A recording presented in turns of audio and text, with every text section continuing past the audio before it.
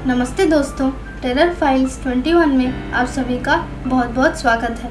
आज मैं आप सभी को गोवा के 10 भूतिया जगहों के बारे में बताने वाली हूँ, यानी कि 10 हॉन्टेड प्लेसेस के बारे में। लेकिन आगे बढ़ने से पहले मेरी आप सबसे रिक्वेस्ट है कि अगर आपने अब तक इस चैनल को सब्सक्राइब नहीं किया है तो ज़रूर कर लें।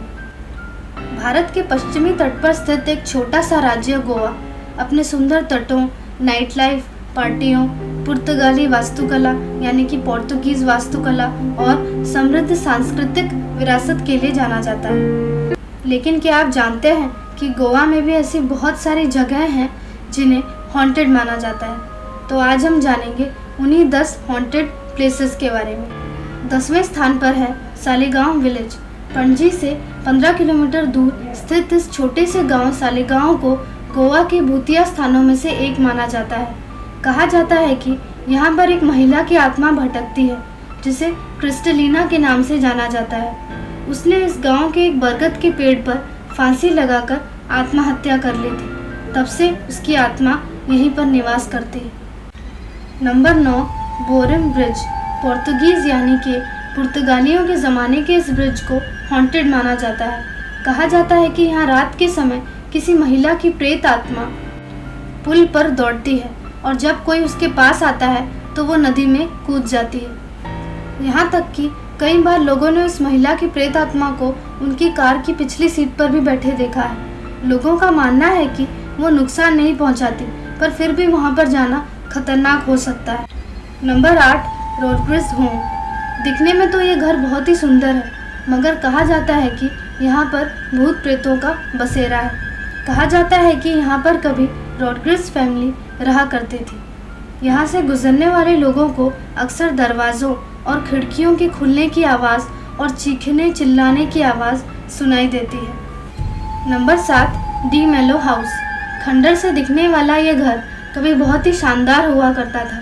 कहते हैं कि ये 2 भाइयों का घर था जिनके बीच बंटवारे को लेकर कभी बहुत बड़ा झगड़ा हो गया था, जिसके कारण एक भाई की मृत्यु तक भी हो गई थी। कहते हैं कि तभी से उसकी आत्मा यहाँ पर भटकती है। Number 6, NH66 Mumbai Goa highway.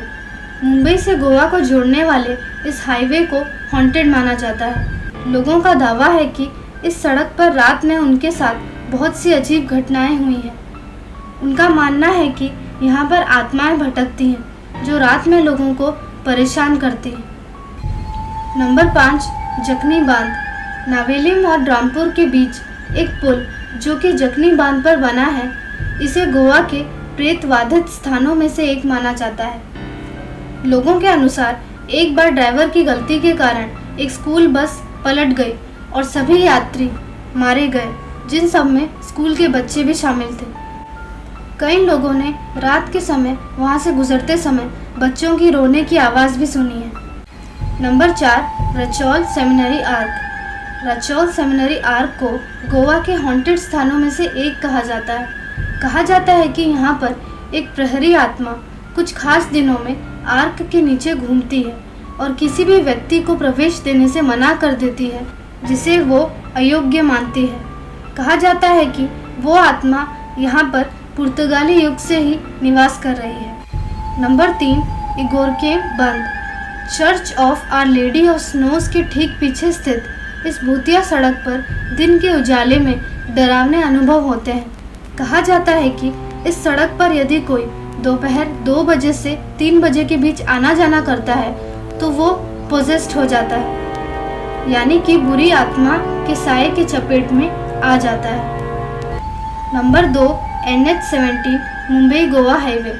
NH17 को हॉन्टेड स्थानों की सूची में रखा गया है। माना जाता है कि यहाँ पर चुड़ैलों का एक गिरोह मांस की तलाश में राजमार्ग पर घूमता रहता है। इसलिए स्थानीय लोगों द्वारा सलाह दी जाती है कि सूर्यास्त के बाद इस राजमार्ग पर मांसाहारी भोजन लेकर ना जाएं। सबसे पहले स्थान पर है 3 किंग्स चर्च।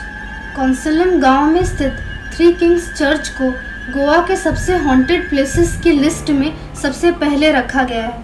कहा जाता है कि यहाँ पर कभी 3 पुर्तगाली राजाओं का शासन हुआ करता था, लेकिन सत्ता के लालच में आकर उनमें से एक राजा ने बाकी 2 राजाओं को जहर देकर मार डाला, जिससे प्रजा बहुत क्रोधित हो गई और राजा के विरुद्ध हो गई।